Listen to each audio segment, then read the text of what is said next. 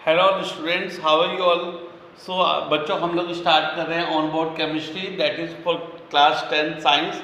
Chemical reactions and equation chapter हमारा चल रहा था, तो उसमें हमने केमिकल रिएक्शन पढ़ लिया था अपनी पहली वीडियो में। ठीक है, केमिकल रिएक्शंस और उसकी कैरेक्टरिस्टिक्स पढ़ लिए। आज हम लोग स्टार्ट कर रहे हैं केमिकल इक्वेशंस। क्या स्टार्ट कर रहे हैं? Chemical equation. तो बच्चों, केमिकल इक्वेशन क्या होती हैं? रिएक्शन आप लोगों ने पढ़ लिए। ठीक है, केमिकल इक्वेशंस क्या होती हैं? आपको केमिकल रिएक्शन, जो आप केमिकल रिएक्शन करा रहे हैं उसे आप किस तरीके से रिप्रेजेंट करेंगे, with the help of symbols and फॉर्मूले ऑफ कंपाउंड। कंपाउंड के फॉर्मूले लिख के, एलिमेंट के सिंबल लिख के आप एक केमिकल रिएक्शन को किस तरीके से रिप्रेजेंट करते हो बच्चों, उसे बोलते हैं केमिकल इक्वेशन। क्या बोलते हैं? Chemical equation. ठीक है, केमिकल इक्वेशन क्या होता है? It is a method of representing chemical reaction with the help of symbol and formula of substance involved in it. लिखिए, it is a method of representing chemical reaction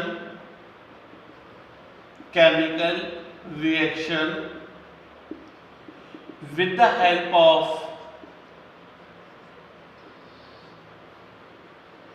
symbol and formulae of substance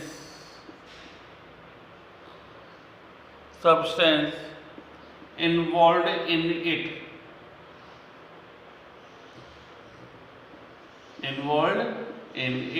that is called chemical equation. For example, suppose आपने कोई reaction कराई, मैं आपको simple reaction लेके चलता हूँ। Zinc की रिएक्शन सल्फ्यूरिक एसिड से हुई तो जिंक सल्फेट बन गया, और क्या बना आपका? हाइड्रोजन गैस आपकी इवॉल्व हो गई। सपोज आपसे किसी ने बोला कि मैंने जिंक की रिएक्शन सल्फ्यूरिक एसिड से कराई तो मेरा जिंक सल्फेट बना और हाइड्रोजन गैस आपकी इवॉल्व हो गई। तो सबसे पहले लिखेंगे इसकी वर्ड इक्वेशन। क्या लिखेंगे स्टूडेंट? इसकी वर्ड इक्वेशन। कैसे लिखोगे word equation? Zinc plus sulphuric acid, gives zinc sulphate plus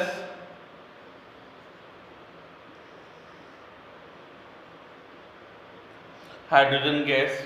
ठीक है, zinc plus sulphuric acid gives zinc sulphate plus hydrogen gas. ये सिंपल आपकी वर्ड इक्वेशन होती है, यानी किसी भी इक्वेशन को वर्ड की फॉर्म में लिखना। Now write their symbols and formulas.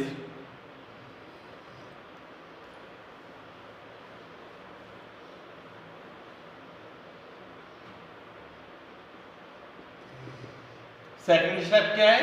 Right their symbol and फॉर्मूले।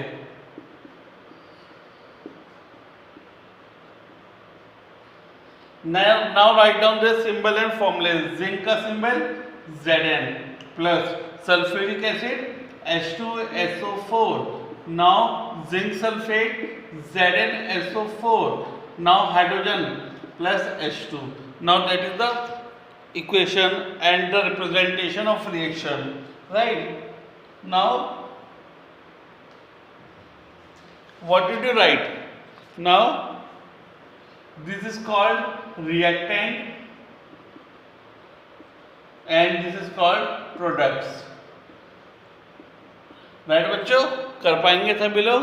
अब बताओ मुझे, ये एरो क्या रिप्रेजेंट करता है? सबको पता है, एरो रिप्रेजेंट करता है डायरेक्शन ऑफ रिएक्शन। ये सभी बच्चों को पता है। ठीक है, इसके बाद आपको पता होना चाहिए जो केमिकल इक्वेशन होती है वो आपकी बैलेंस भी हो सकती है और अनबैलेंस भी हो सकती है। इसके बाद क्या लिखोगे? नोट करके, chemical equation needs to be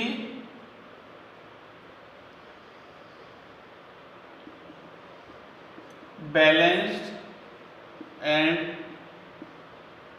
unbalanced.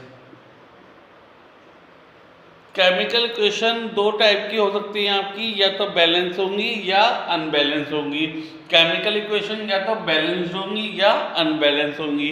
क्या मतलब है इनका, बैलेंस का और अनबैलेंस का? पहले पता करते हैं बैलेंस क्या है। बैलेंस केमिकल इक्वेशन ये क्या चीज है? इसका मतलब क्या है कि जो नंबर ऑफ एटम्स हैं, वो दोनों साइड रिएक्शन के इक्वल हैं। यानी कि जो नंबर ऑफ एटम्स हैं वो दोनों साइड रिएक्शन के इक्वल हैं। इसे क्या बोला जाता है बच्चों? Balance chemical equation, right. अब अनबैलेंस क्या होगा? अनबैलेंस का मतलब होता है कि एक या एक से ज्यादा एलिमेंट अगर दोनों side of the reaction, on two side of the reaction, अगर एक भी एलिमेंट आपका अनइक्वल है, अगर एक भी एटम आपका अनइक्वल है, तो रिएक्शन कहलाई जाएगी या इक्वेशन कहलाई जाएगी अनबैलेंस केमिकल इक्वेशन। अनबैलेंस का मतलब होता है कि एक एलिमेंट या एक से ज़्यादा एलिमेंट किसी भी तरफ, या तो रिएक्शन टाइप पे, रिएक्टेंट टाइप पे या प्रोडक्ट साइड पे, अगर रिएक्शन साइड पे या प्रोडक्ट साइड पे अगर आपका एक भी एलिमेंट कैसा है, अनइक्वल है यानी अनबैलेंस है, तो that reaction are called unbalance chemical equation. That reaction are called unbalance chemical equations. ठीक है बच्चों। अनबैलेंस केमिकल इक्वेशन को एक नाम से हो जाना जाता है, that is called skeletal chemical equation. Unbalance chemical equation को एक नाम से जाना जाता है जिसे बोला जाता है अनबैलेंस, बोलो, स्केलेटल केमिकल इक्वेशन। क्या बोला जाता है? Skeletal chemical equation. समझ रहे हैं सब लोग? लिखें बहुत जल्दी से, ठीक है। Balance chemical equation, in this equation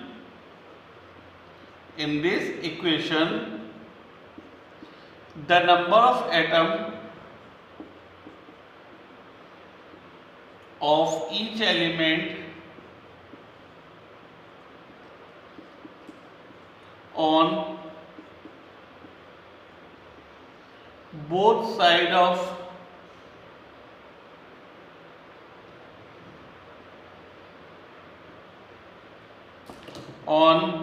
of reaction are equal। अगर नंबर ऑफ एटम दोनों साइड ऑफ द रिएक्शन पे अगर आपके इक्वल हैं तो that is called balance chemical equation. ठीक है बच्चों, आगे चलें। फॉर एग्जाम्पल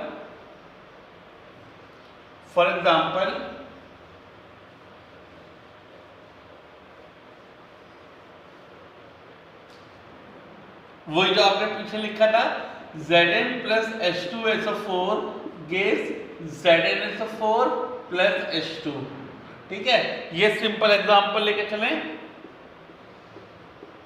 ये सिंपल आपका एग्जांपल हो जाएगा।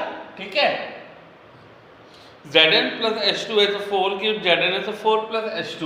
Now count the element on reactant and product side. Element, reactant and product, कौन कौन से एलिमेंट है? जिंक, हाइड्रोजन, सल्फर और ऑक्सीजन। रिएक्टेंट साइड पे देखो 1 2 1 4। प्रोडक्ट साइड पे देखो 1 2 1 और 4। तो number of atom of each element on both the side of the reaction are equal in reactant and product. The reaction or the equation are called balanced chemical equation. Now unbalanced chemical equation,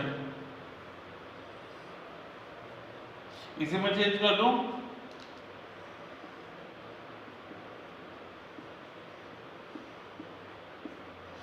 unbalanced chemical equation क्या होगा बच्चों? In this equation the number of atom of each of any element, of any one element,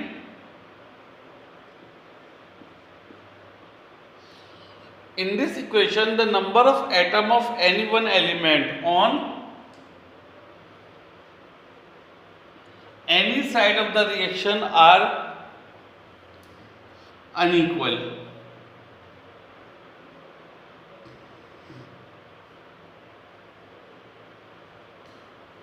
In this equation, the number of atom of any one element on any side of the reaction are unequal. यानी किसी भी side पे कोई भी एक element अगर उसका number unequal आता है, that equation are called unbalance chemical equation. Unbalance chemical equation. समझ गए सही बच्चे? एग्जांपल देखेंगे.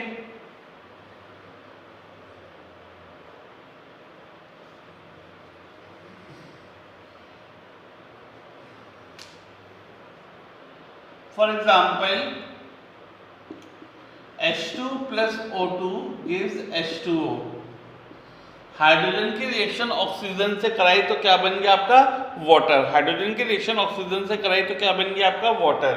नाउ एलिमेंट को कितने एलिमेंट है? सिर्फ दो ही एलिमेंट है. कौन कौन से? हाइड्रोजन और ऑक्सीजन. ठीक है. लेफ्ट साइड पे देखें तो हाइड्रोजन भी 2 है और ऑक्सीजन भी 2 है. राइट साइड पे देखें तो हाइड्रोजन तो आपके 2 हैं पर ऑक्सीजन कितने हैं आपके? 1. That reaction is called unbalance chemical equation. ठीक है, क्योंकि ऑक्सीजन के जो नंबर हैं वो दोनों साइड पे अनइक्वल हैं. तो that equations are called unbalance chemical equation. अब मैंने आपको बताया था, नोट करके क्या लिखेंगे? एक लाइन बोलो. हाँ, वही आपको सही याद आया. अनबैलेंस केमिकल इक्वेशन नोट करके एक लाइन लिखेंगे. Unbalanced chemical equation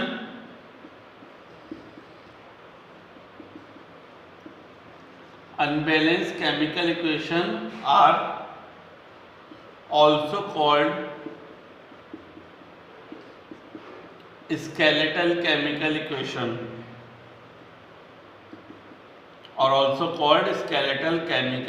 equation क्या बोलते हैं बच्चों?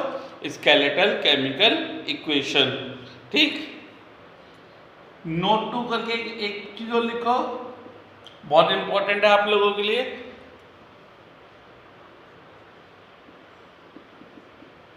Chemical equation needs to be balanced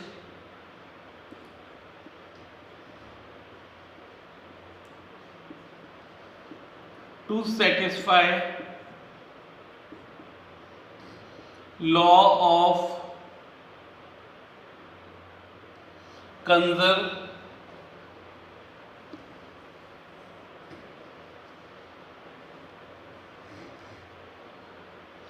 chemical equation need to be balanced to satisfy law of conservation of mass. Chemical equation को बैलेंस क्यों करा जाता है बच्चों? To satisfy law of conservation of mass. Chemical equation need to be balanced to satisfy law of conservation of mass. Law of conservation of mass को balance रखने के लिए आपको केमिकल इक्वेशन को बैलेंस करना पड़ता है. समझ गए सही बच्चे? केमिकल इक्वेशन बैलेंस करेंगे to satisfy law of conservation of mass, यानी कि जितना मास रिएक्टेंट साइड का होना चाहिए उतना ही मास आपका प्रोडक्ट साइड का भी होना चाहिए. अदरवाइज क्या होगा? डिसबैलेंस हो जाएगी केमिकल इक्वेशन. ठीक है बच्चों, आगे चलें. Now the next topic arises how to make reaction more informative. एक रिएक्शन को इंफॉर्मेटिव कैसे बना सकते हो आप? एक रिएक्शन को या एक इक्वेशन को इंफॉर्मेटिव कैसे बनाओगे? रिएक्शन भी हो सकता है और इक्वेशन भी हो सकता है. ठीक है, कुछ भी आ जाए एक ही बात है. हाउ टू मेक रिएक्शन और equation more informative. Now what did you right? एक केमिकल रिएक्शन को, इक्वेशन को इंफॉर्मेटिव यानी आपको बहुत सारी इंफॉर्मेशन मिले उससे. कैसे बनाओगे? मैं आपको एक दो पॉइंट लिखवा देता हूँ. कैसे बनाओगे? By writing there physical state. By writing there physical state. Physical state का मतलब क्या होता है? वो सॉलिड फॉर्म में मिलाया है, लिक्विड फॉर्म में मिलाया है, गैस फॉर्म में मिलाया है या एक्वस फॉर्म में मिलाया है.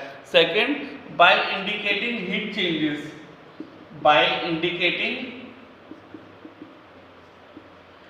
हीट चेंजेस यानी एक केमिकल रिएक्शन के दौरान हीट बढ़ी है या हीट कम हुई है तो वो इसके अंदर आएगा बाय इंडिकेटिंग हीट चेंजेस.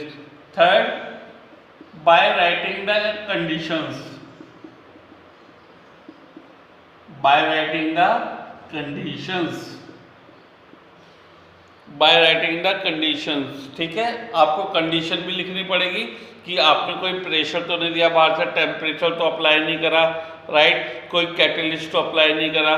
ठीक, तो ये आपकी होती है to make the reaction more informative. ठीक बच्चों, चलो आपको छोटे छोटे इंपॉर्टेंट पॉइंट्स लिखवाता हूँ जो आपके लिए बहुत कारगर होंगे पेपर के लिए। The very first note is, note करके लिखते जाइएगा, देयर आर 4 फिजिकल स्टेट्स। कितनी फिजिकल स्टेट होती हैं? 4 फिजिकल स्टेट। कौन कौन सी? सॉलिड को बोलते हैं, एस से रिप्रेजेंट करते हैं, लिक्विड एल से रिप्रेजेंट करते हैं, गैस जी से रिप्रेजेंट करते हैं, और एक्वस AQ से रिप्रेजेंट करते हैं। ठीक है, 4 फिजिकल स्टेट होती हैं। कौन कौन सी? सॉलिड, लिक्विड, गैस और एक्वस। सॉलिड, लिक्विड, गैस और एक्वस, ये आपके 4 फिजिकल स्टेट होती हैं। अब आप मुझसे कुछ बच्चे ये पूछेंगे कि सर ये एक्वस क्या होता है? एक्वस का मतलब क्या होता है बच्चों? ब्रैकेट में लिख लेंगे, एनीथिंग डिजॉल्व इन, आपके लिए बता रहा हूं मैं कि हम लोग इसे किस में डिजोल्व करेंगे? Anything dissolve in water. ठीक है, अगर हमने कोई भी चीज़ पानी में मिलाई हुई है तो उसे बोलते हैं एक्वस। सपोज करो आपने कोई एसिड मिला रखा है पानी में, ठीक है, तो उसे क्या बोलेंगे? एक्वस फॉर्म में। वो किस फॉर्म में? वैसे हम लोग उसे डाइल्यूट भी बोलते हैं, पर आप क्या बोलेंगे उसे? एक्वस फॉर्म में। एक्वस का मतलब होता है कुछ भी चीज़ को अगर पानी में मिला रखा है तो उसे एक्वस बोलते हैं। ठीक है बच्चों, आगे चलें। By indicating their physical state, तो 4 फिजिकल स्टेट होती हैं, आप लोग इंडिकेट करेंगे। बाय इंडिकेटिंग हीट चेंजेस, या तो हीट सप्लाई करोगे या हीट आपको मिलेगी, ये हम लेटर ऑन पढ़ेंगे इसमें। Bye writing the conditions, conditions का मतलब होता है आपने कोई कैटेलिस्ट का प्रयोग तो नहीं करा रिएक्शन जो बना इसका, कैटेलिस्ट का।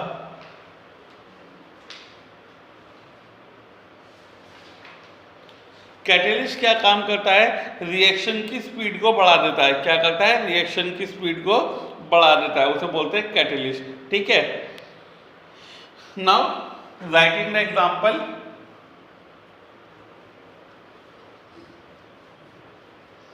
एक एग्जांपल लिख के दिखाएंगे सभी बच्चे।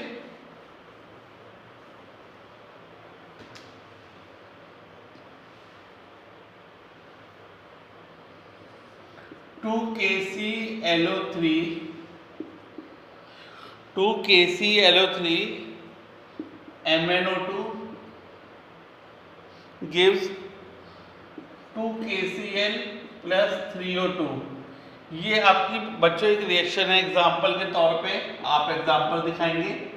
एग्जाम्पल के तौर पे आपकी एक रिएक्शन है 2 KClO3 gives 2 KCl plus 3O2। इसे इंफॉर्मेटिव बनाना है। क्या बनाना है? इंफॉर्मेटिव। तो सबसे पहले इसकी क्या लिखेंगे? Physical state. इसकी सॉलिड और इसकी gas. These are the physical state, these are the physical state. Physical state आपने मेंशन कर दी। ठीक है, by indicating the heat changes, यानी कि आपने क्या काम करा है? हीट सप्लाई करी है। क्या करा है आपने? हीट सप्लाई करी, यानी कि इसे ब्रेक करने के लिए पहले आपको हीट सप्लाई करनी पड़ेगी। बच्चों ये जो डेल्टा का सिंबल होता है, किसका सिंबल? डेल्टा का। ट्राइंगल का जो सिंबल होता है ये हीट का सिंबल होता है। और ये MnO2 क्या है? ये आपका एक कैटेलिस्ट है। क्या है? कैटेलिस्ट। ये आपका कैटेलिस्ट है। और कैटेलिस्ट क्या काम करता है? Speed of the reaction. क्या करता है? Speed of the reaction. Reaction की स्पीड को बस बढ़ा देता है। ये काम कैटेलिस्ट का होता है। ये हीट का सिंबल है, आपको हीट देनी पड़ेगी। फिजिकल स्टेट आपने मेंशन कर दी, तो ये रिएक्शन आपकी इंफॉर्मेटिव बन गई। अब जैसे कि मैं आपको बार बार बताता हूँ कि आपको इनका नाम जरूर लिखना है इनके रिएक्शन के नीचे। इसका नाम क्या होगा? पोटेशियम, बोलो, पोटेशियम क्लोरेट। इसका नाम होता है बच्चों पोटेशियम क्लोरेट। नाम जरूर दिखाएंगे कैसे बच्चे लिख के, पोटेशियम क्लोरेट। इसका नाम क्या होता है? Potassium chloride. Potassium chloride. और इसका नाम क्या है बच्चों? Oxygen gas. पता है ना सभी बच्चों को? चलो ठीक है, तो ये रिएक्शन आपकी पूरी की पूरी इंफॉर्मेटिव बन चुकी है। समझ गए सभी बच्चे? कोई दिक्कत, कोई परेशानी? तो इस वाली वीडियो में यहाँ तक का काम कंप्लीट करेंगे अपना पूरा केमिकल रिएक्शन का और केमिकल इक्वेशन का, ठीक है। केमिकल इक्वेशन का पूरा रिवाइज करेंगे। यहाँ तक का 2 ऑन बोर्ड हो चुके हैं आपके, आगे भी ऑन बोर्ड होंगे। तो इस वाली वीडियो के थ्रू यहाँ तक का काम अपना कंप्लीट कर रखेंगे और नेक्स्ट ऑन बोर्ड में मिलेंगे बहुत जल्दी से, ठीक है। All the best, good luck. सभी को भेजिए, सभी को पढ़ाइए, राइट। चेन ब्रेक नहीं होनी चाहिए, सभी को पढ़ाना। All the best.